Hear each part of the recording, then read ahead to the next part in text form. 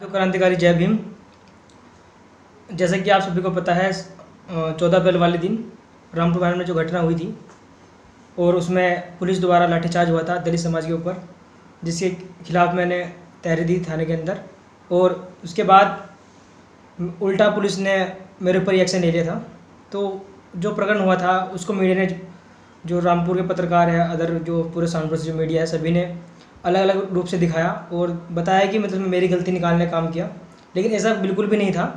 एक 14 अप्रैल वाले दिन हमारे समाज के लोग, जैसा कि आप सभी को पता है, लॉकडाउन चल रहा था और लॉकडाउन के चलते ये घटना हुई है। वहाँ पे हमारे समाज के लोग घर में अपने घर में छत के ऊपर बाबा साहब अम्बेडकर की जयंती मना रहे थे। अपने घर के ऊपर कैंडल लगा रहे थे और साथ में एक छोटा सा होम थिएटर बजा के वो बाबा साहब अम्बेडकर जी के संगीत सुन रहे थे।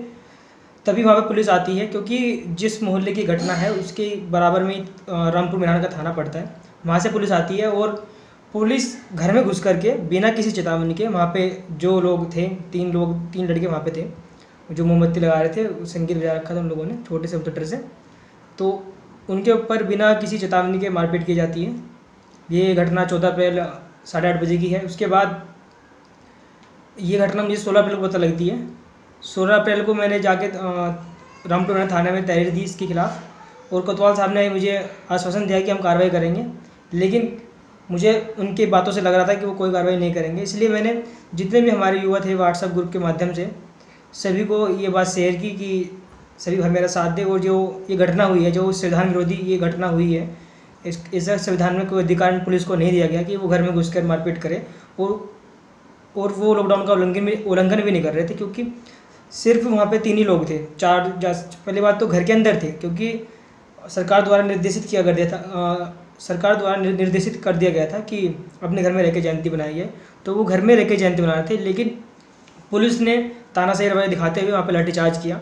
उसके बाद पुलिस वालों ने उन पे कार्रवाई कर दी। उसके बाद मैंने जब तहरीर दी तो मुझे आश्वासन दिया कि वो कार्रवाई करेंगे, लेकिन ऐसा कुछ भी नहीं हुआ, कार्रवाई नहीं हुई। और उल्टा मेरे ऊपर, जब मैंने सभी युवाओं के माध्यम से, सोशल मीडिया के माध्यम से, फेसबुक के माध्यम से, ट्विटर के माध्यम से मांग उठाई कि जो पुलिस वाले थे उनके ऊपर कार्रवाई हो, उनको सस्पेंड किया जाए या फिर वो माफ़ी मांगे आके सभी के सामने कि ऐसा उनको नहीं करना चाहिए था। उल्टा पुलिस ने मेरे ऊपर मुकदमे लाद दिए। मुझे IT एक्ट के अंदर 269, 270 और 253 के अंतर्गत मेरे ऊपर कार्रवाई हुई और मुझे जेल भी जाना पड़ा और 4 दिन की जेल काट के आनी पड़ी। और जो रामपुर कोतवाल थे उनके द्वारा मुझे बहुत ही गंदी गालियाँ और मुझे डराने धमकाने का काम कर दिया गया। और मुझे कहा गया कि तुम्हारे ऊपर NSA लगा दी जाएगी, या तो आप वो पोस्ट चलाना बंद कर दे, और जो तहरीर है, जो भी तुम्हारी जो मांग है सस्पेंड करने वाली, वो नहीं मानी जाएगी। तो मैंने उनसे कहा कि सर आप एक काम कर दो, आप सस्पेंड ना करो, कम से कम उन लोगों से माफ़ी मंगवा दो, हम तब भी अपनी बात मान लेंगे, आप कुछ भी आपको नहीं कहेंगे। लेकिन ऐसा कुछ भी नहीं हुआ। उन्होंने माफ़ी भी मांगना उचित नहीं समझा और उल्टा मेरे ऊपर कार्रवाई करके 153 में 269, 270 और IT एक्ट 66A के अंतर्गत मेरे ऊपर कार्रवाई हुई और मुझे 4 दिन की जेल काट के आनी पड़ी। इस प्रकरण में सिर्फ मेरी इतनी गलती थी कि मैंने जो संविधान विरोधी जो पुलिस थी, जो तानाशाही रवैया था पुलिस, उसका मैंने विरोध किया, और उसका विरोध करने के बावजूद मुझे ये सब झेलना पड़ गया। सहारनपुर जिले में, जैसा कि आप सभी जानते हैं, काफ़ी लोग परिचित हैं भीम आर्मी संगठन से। भीम आर्मी के किसी भी कार्यकर्ता या किसी भी पदाधिकारी ने मेरे समर्थन में या इस घटना के समर्थन में किसी ने भी कोई आवाज़ नहीं उठाई है। चंद्रशेखर, जो भी अपने आप को लीडर मानते हैं, भीम आर्मी का एक मुख्य चेहरा मानते हैं, उसने भी किसी भी प्रकार का, या किसी भी नेता ने, किसी भी बहुजन समाज पार्टी नेता ने इसके प्रति कोई भी विरोध दर्ज नहीं किया। और उसके बाद जितनी भी रामपुर मैदान के पत्रकार बंधु है, सहारनपुर पुलिस के पेज द्वारा, सभी के द्वारा मुझे बदनाम करने का काम किया गया कि मैंने आपत्तिजनक पोस्ट की थी। सभी लोग पढ़े लिखे हैं, जितने भी मेरी वीडियो देख रहे हैं, सुन रहे हैं, वो देख सकते हैं मेरी ID खोल करके। इसमें कोई भी ऐसी पोस्ट जिससे आपत्तिजनक हो, वैसी कोई पोस्ट नहीं है। और जो पोस्ट थी वो तो डिलीट करा दी गई, लेकिन कुछ आइडियो से वो पोस्ट डिलीट नहीं हुई है। तो उस पर जाके मैं आपको लिंक शेयर कर दूंगा, आप उसमें देख सकते हैं कि वो क्या पोस्ट थी और उस पर IT एक्ट बनता है कि नहीं बनता है। तो मेरी सभी से ये दरख्वास्त है, सबसे ये गुजारिश है कि लॉकडाउन के चलते पुलिस अपनी जो पावर है, जो उसको पावर सौंपी गई है संविधान की रक्षा करने के लिए, उस संविधान की रक्षा ना करते हुए संविधान की भक्षक बन चुकी है और निर्दोष लोगों पर कार्रवाई कर रही है। जैसा कि मैं जेल में 4 दिन रहा हूँ, वहाँ पर मैंने देखा कि एक काफ़ी लोग निर्दोष वहाँ पर हैं, मेरे जैसे काफ़ी लोग आए हुए थे।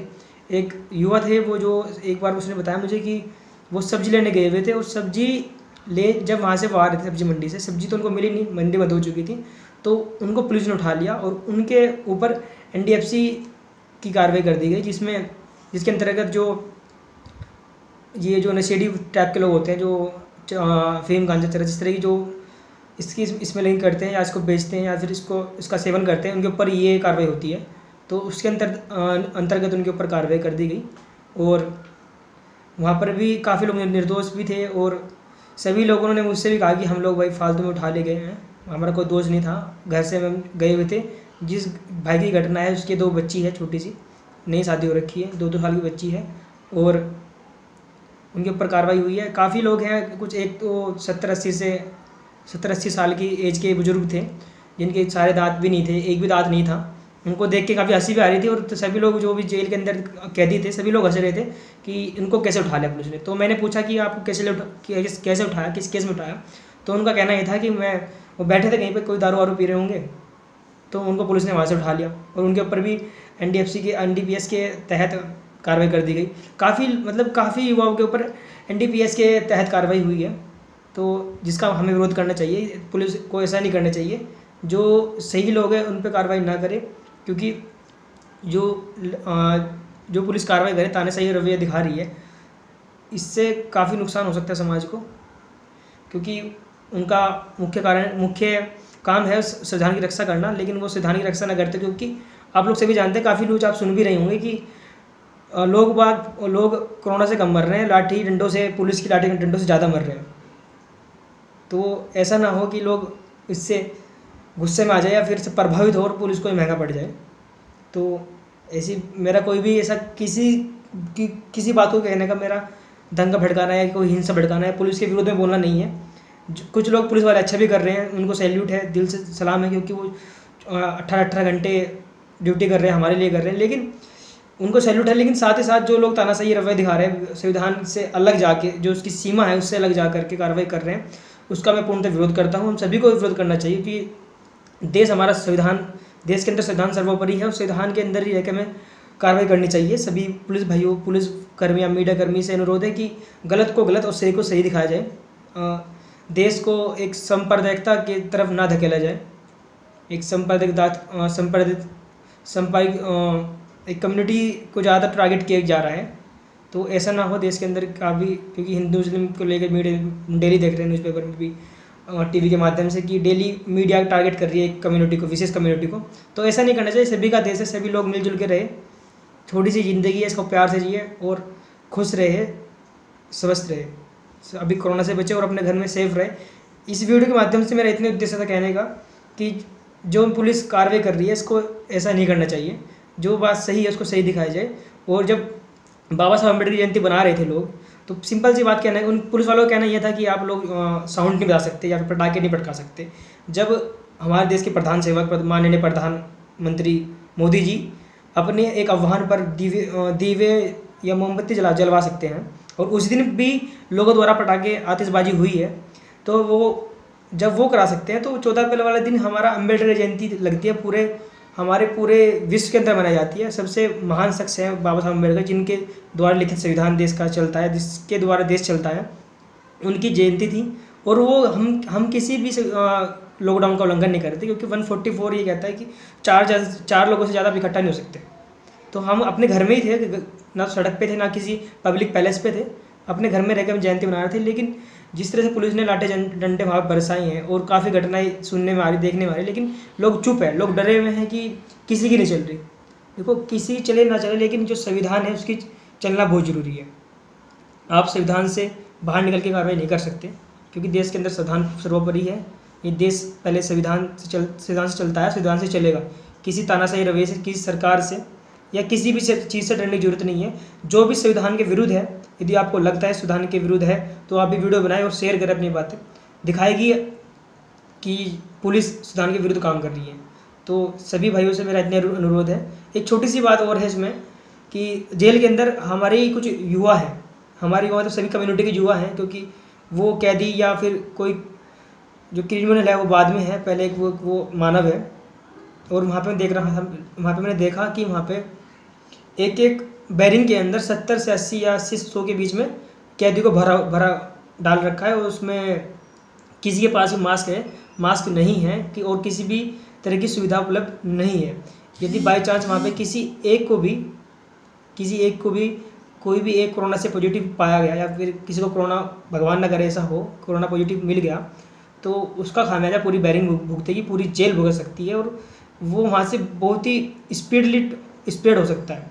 तो इस वीडियो के माध्यम से मैं सभी भाइयों से निवेदन करना चाहूँगा, जो भाई ट्विटर या फेसबुक पर है वो ट्वीट करे, सरकार को ट्वीट करे कि जो इस तरह की जो जेल के अंदर उनको रखा जा रहा है, उनको या तो उनको मास्क मुहैया कराए, या फिर उनको पैरोल पर कुछ दिनों के लिए, जब तक कि कोरोना वाला चल रहा है ये, तब तक के उनको पैरोल पर छोड़ दिया जाए, ताकि वो वहाँ पे कम्युनिटी स्प्रेड ना हो। यदि वहाँ पे कम्युनिटी स्प्रेड कोरोना हो गया तो सभी कैदियों की जो जान है वो खतरे में हो सकती है।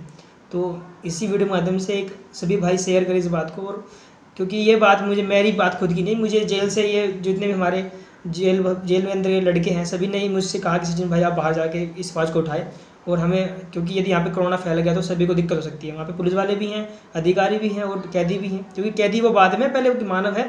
तो हमें ह्यूमैनिटी के बारे में सोचना, मानवतावाद के बारे में सोचना है, जाति धर्म से ऊपर उठ के सोचना है जो भी वहाँ पर है।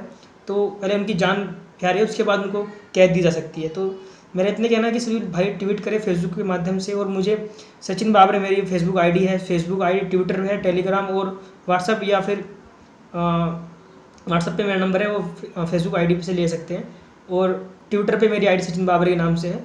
तो इसी के साथ क्रांतिकारी जय भीम सभी साथियों को, नीला सलाम, जय संविधान, जय काशीराम।